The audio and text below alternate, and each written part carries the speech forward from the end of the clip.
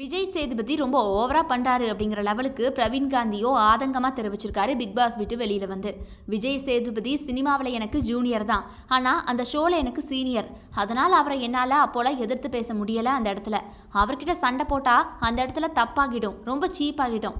ஆனா திரு விஜய் சேதுபதி அவர்களே, கொஞ்சம் போட்டியாளர்களையும் பேச விடுங்க. கமல் சார் அதை பண்ணுவாரு, என்ன விட்டுருங்க. இனி அங்க இருக்கவங்களையாவது பேச விடுங்க. பேச வர்றதுக்கு முன்னாடியே நோஸ் கட் பண்ணுறதுலையே குறியா இருக்கீங்க. என்னவோ பிக் பாஸே அவர்தாங்கிற மாதிரி நான் சொல்கிறத தான் எல்லாரும் கேட்கணும்னு இருக்காரு அப்படின்னு விஜய் சேதுபதி மேலே ரொம்பவே பார்த்தீங்கன்னா குற்றச்சாட்டுக்களை முன் வச்சிருக்காரு பிரவீன் காந்தி. ஸோ டேரக்டர் பிரவீன் காந்தி சொல்கிறதுக்கு முன்னாடியே பார்த்தீங்கன்னா பல விதத்துலேயும் விஜய் சேதுபதி சரியான ஃபிட் கிடையாது இந்த ஷோக்கு அப்படிங்கிற மாதிரி நிறைய குற்றச்சாட்டுகள் எழுந்துச்சு. விஜய் சேதுபதி ஆப்போசிட்டில் இருக்கக்கூடிய பார்ட்டிசிபெண்ட்ஸை ரொம்பவே வேதனைப்படுத்தும் விதமாக கேள்வி கேட்குறாரு, அசிங்கப்படுத்தும் விதமாக நடந்துக்கிறாரு, குற்றச்சாட்டுகளை மட்டுமே முன் வைக்கிறாரு.